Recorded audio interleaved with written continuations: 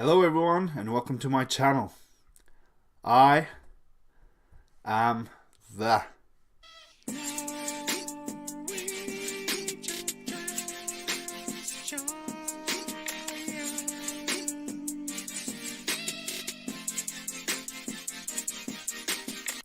Okay, enough of that.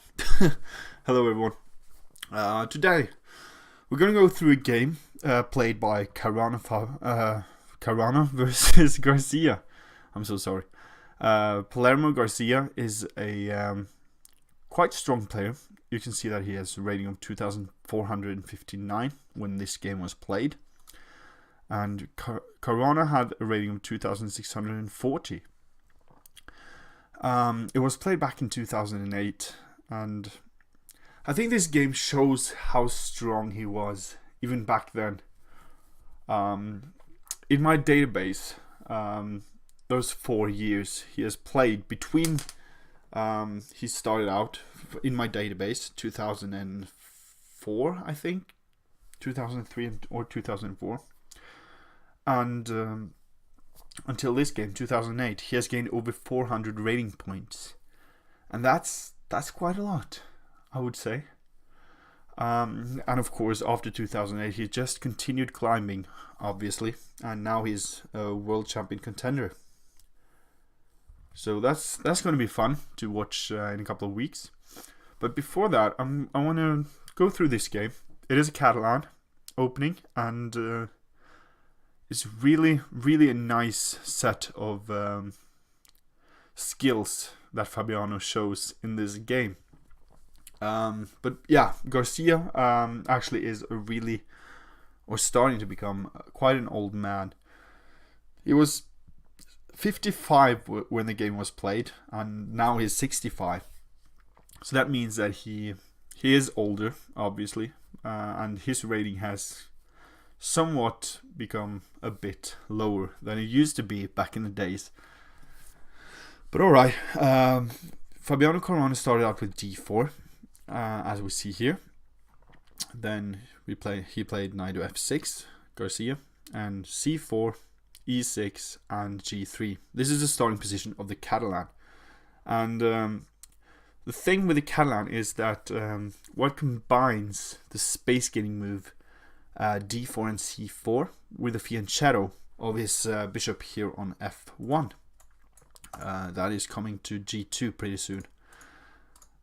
This places the center of gravity of the white pressure on the queen side, because this bishop is really gonna tear down the queen side of black if black isn't careful.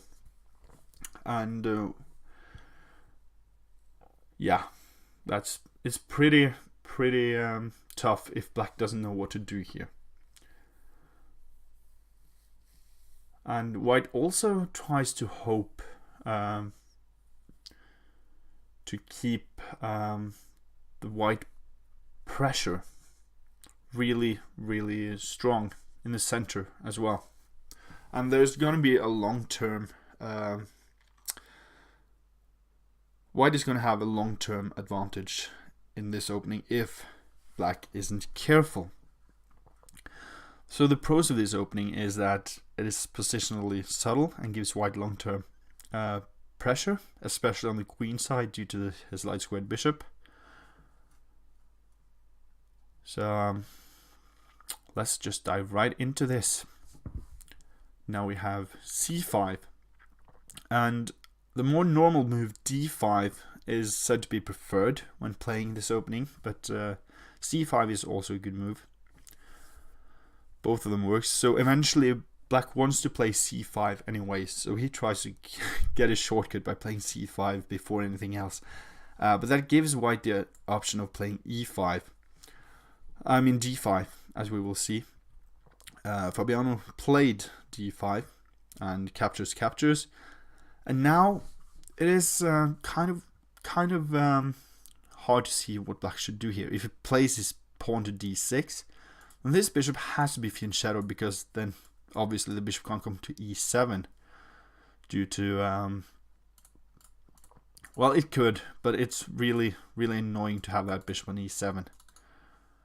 And you don't want to allow pawn to d6, because that just keeps everything tied down. Then bishop e7 is definitely not an option, so then you would have to play g6. But Garcia played bishop to d6, and with this bishop move, you're intending to get a grip on the dark squares here on these right here. But you also want to get your light squared bishop onto the diagonal on b7, onto, like, facing the bishop on g2. So that's kind of fun. But it is kind of saying to white that I'm not going to develop really fast in this game. So take your time, develop all you want. I need to figure out what I have to do right now. So bishop d6, it is played quite a lot, but I would say that it kind of neglects black's development on the queen side here. But okay. Yeah, and as well, the queen would like to step to c7 as well. That's also a good reason for bringing your bishop here, so that you can maybe attack with h5, h4 in the long run, and probably get an attack on the white king. Yeah, let's continue. Knight to c3, castles, bishop g2, rook to e8, trying to get some activity. But I think that like the normal move is rook to e8, but maybe black could consider playing a6 already here. Just opting for a6, b5, and bringing his bishop to b7. But yeah, now he does it. So this is a typical move in the Catalan. And as mentioned, this idea is to get more control of the dark squares and light squares on the queen side, and gain more space. So by pushing b5, you actually have much more space on the queen side than you do have on the king side as of now, because e4 after white castles is going to come, and then you don't have much to work with here on the king side. But yeah, a6, it is, as I mentioned, a typical idea in the Catalan to bring a bishop to b7. So a6 is just preparing bishop to b7. But you can't play b5 right away, simply because knight captures b5 is a bit weird for black to deal with. Okay, so castles and b5. And bishop to g5. This is a kind of a good move, I would say. That kind of asks black where does he want to put his pieces, because obviously that knight can't move. And if he places his bishop to e7, then d6 is coming. d6 is really annoying, so he can't really deal with the pin right now because of this move. So how should black further develop his pieces? It's a good question. And notice again that the black queen can't really move to c7 here, because if he does, then bishop captures f6 just ruins black's pawn structure in front of his own king. Alright. Bishop to f8 was played, and I think that is actually a good move, simply because you want to let white play this move so that you can get your pieces out more easily. Alright, so d6, bishop b7, and e4.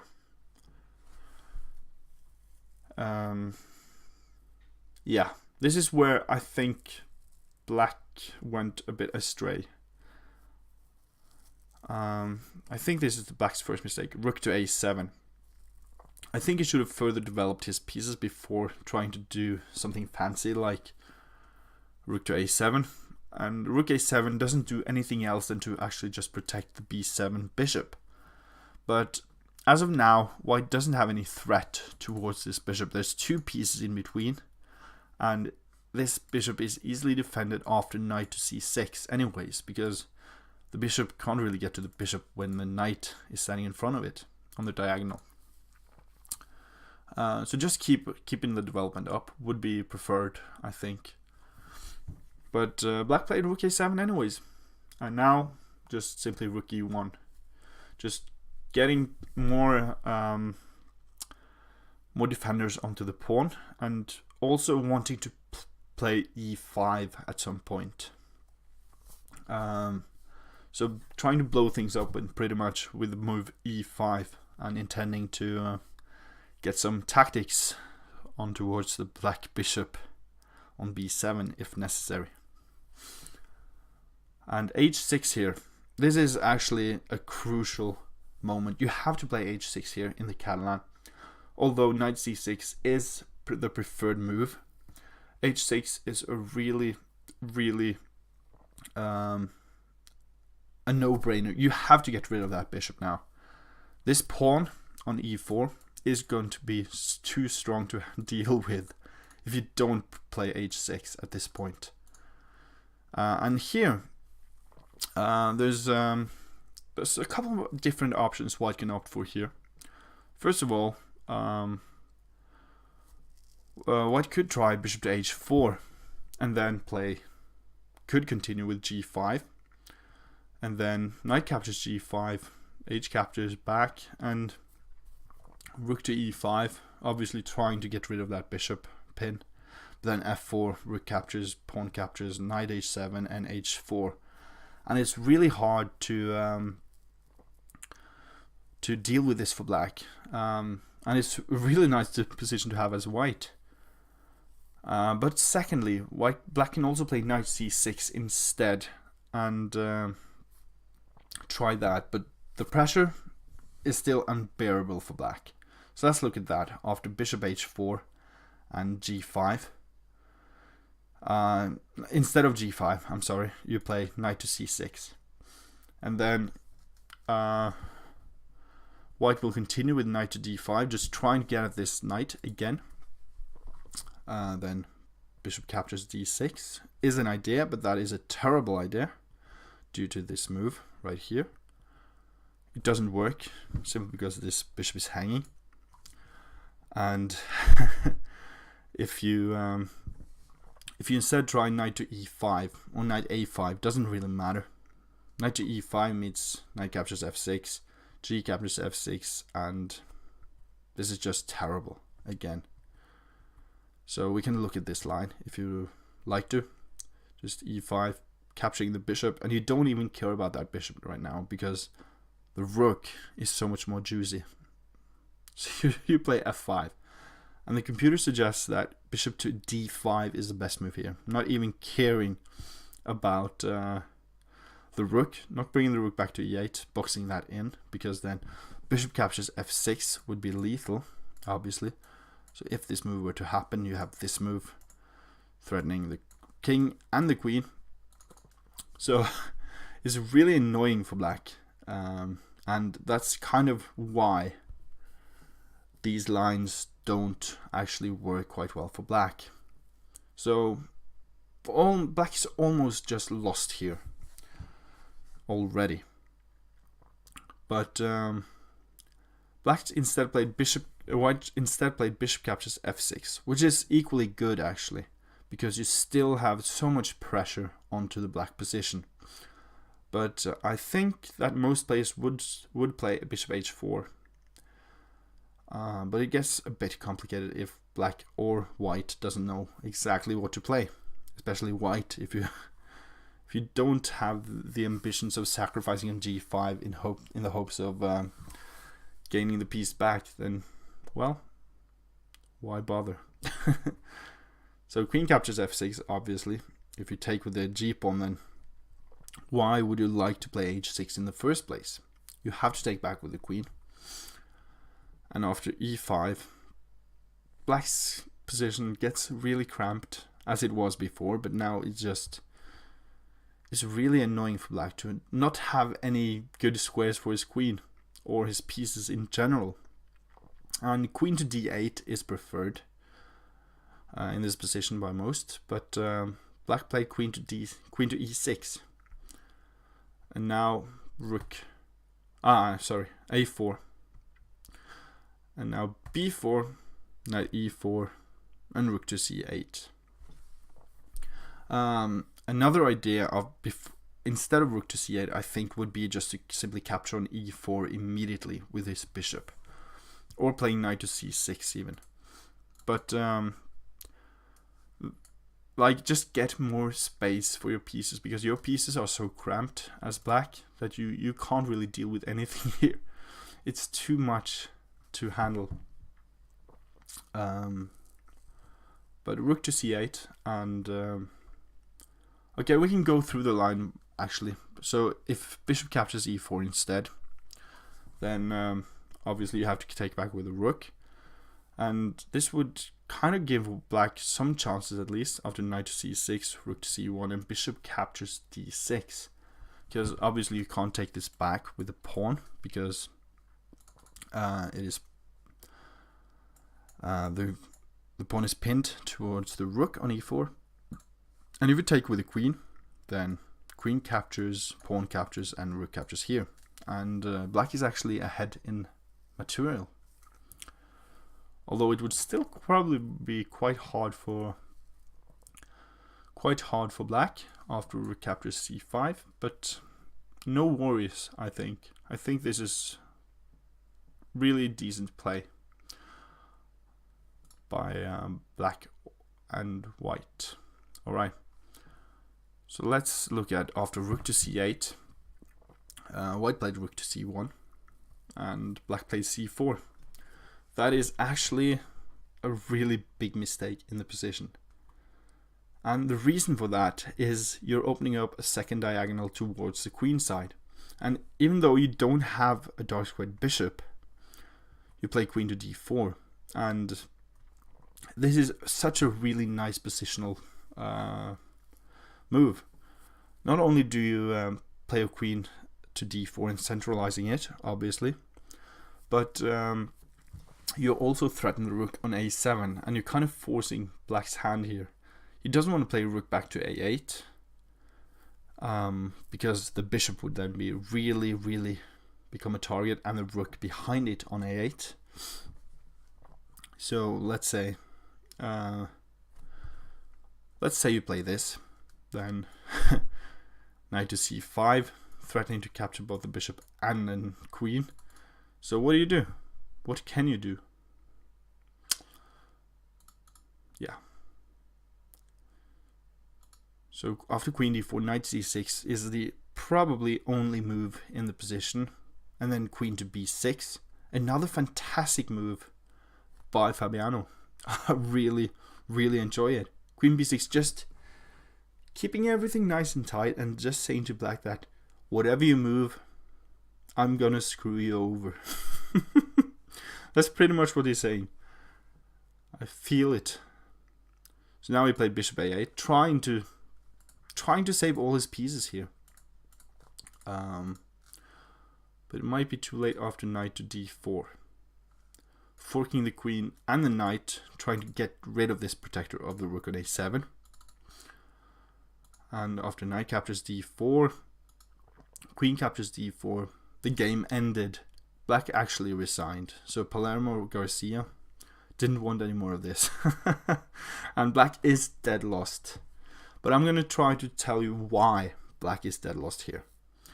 So let's look at how this game could continue if black hadn't decided to throw in the towel. So first of all, bishop captures e4. Probably a good idea. Like, what else is there? This rook can't move anywhere. If it goes here, then knight to c5. If it goes here, then you take it with the pawn. So better just take the knight and hope for the best. And bishop captures e4, and then what else to play? Like, it's still the same threat towards that rook, and there's no way to defend it.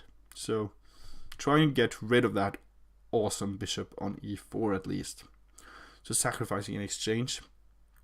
But it's kind of hopeless after these moves, and queen captures c4. And you can see that not only does white have a better position, but he also has material advantage, or the other way around at least.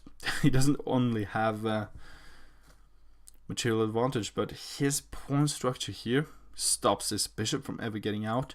If he tries to play something like g6 or g5, then f4 would simply clamp down that bishop so hard. This bishop is out of play forever. And the only thing, like if you try to trade here, then you're simply playing one rook versus two rooks. And who would ever like to play that game? It's just insane. And I really feel like this shows Fabiano's strength. He does, like, it wasn't actually much effort to win this. It was just this rook move by Palermo Garcia that ruined everything.